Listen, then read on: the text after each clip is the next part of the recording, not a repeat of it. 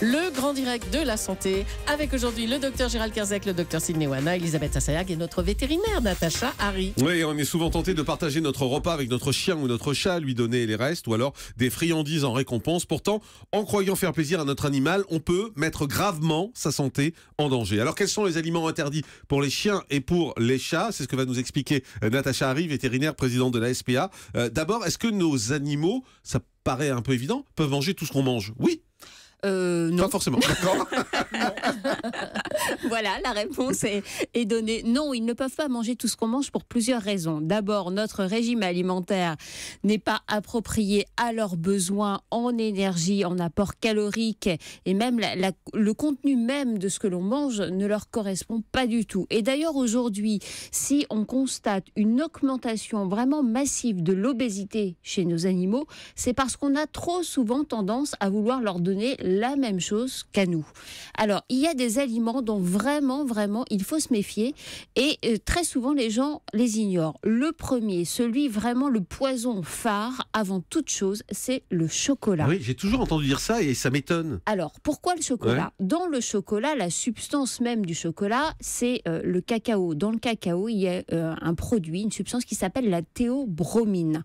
Plus vous avez affaire à un chocolat fortement pourvu en cacao, plus il y a de théobromine. Du chocolat noir, vraiment le très bon chocolat noir va être beaucoup plus dangereux que du chocolat au lait.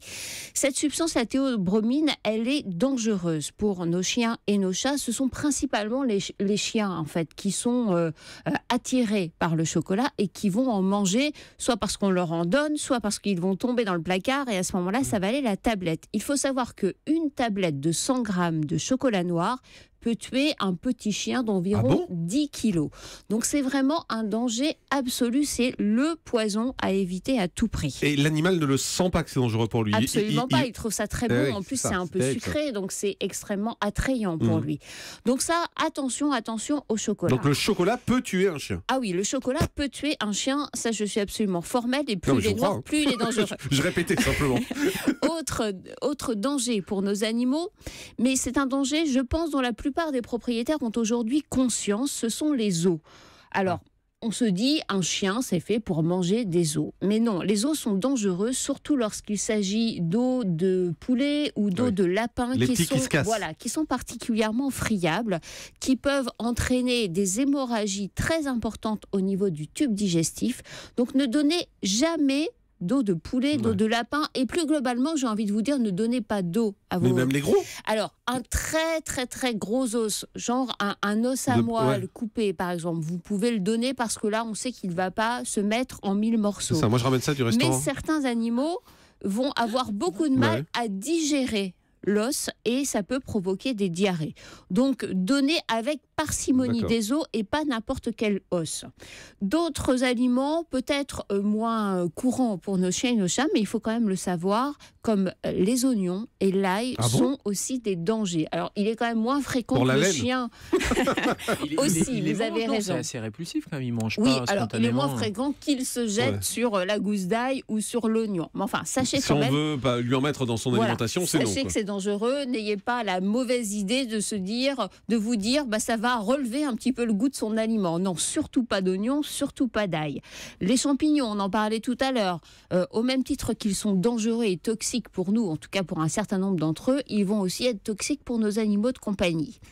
Autre toxicité qu'on ignore, mais là encore il y a un rapport avec l'être humain, c'est le sel. Le sel est nocif pour la santé de nos animaux, donc il ne faut pas saler leurs aliments. Soit vous avez affaire à une alimentation qu'on dit industrielle, donc des croquettes ou des boîtes, et normalement ça a été correctement conçu, il ne faut rien rajouter dedans. Soit vous souhaitez faire vous-même une alimentation, et à ce moment-là, attention à ne pas trop saler cette alimentation. Préparer soi-même le repas de son chien ou de son chat, si on veut que ce soit bien fait, c'est extrêmement compliqué, parce qu'il faut qu'il y ait des apports en féculents, en protéines, en fibres, certaines vitamines, et donc ça relève presque du travail de laboratoire. Donc attention, faites-vous aider par votre vétérinaire. Le gras par exemple, est-ce qu'on peut rajouter du gras dans la nourriture de son chien s'il est un peu maigre? S'il est Pas un le peu- gras, hein, le chien. J'avais compris. S'il est un peu maigre, c'est pas forcément du gras dont il va avoir besoin, mais c'est peut-être plus de protéines pour compenser ses dépenses énergétiques. Donc voilà, la liste comme ça est infinie. Le lait. Le lait, alors le lactose est très mal digéré par nos animaux. Donc, Ah bon, par mais quand ils exemple, sont petits, ils voilà, boivent quand du ils lait. sont petits, on a envie de leur donner du lait. Alors Bah oui. il faut donner du lait qui est approprié à leur âge et qui a été conçu pour les animaux. Et oui, tout ça, c'est... Eh bien, heureusement que vous C'est êtes la là. science, hein. Exactement. Merci beaucoup, Natacha Harry, Merci, vétérinaire Jean-Marc. présidente de la SPA, pour tous ces bons conseils.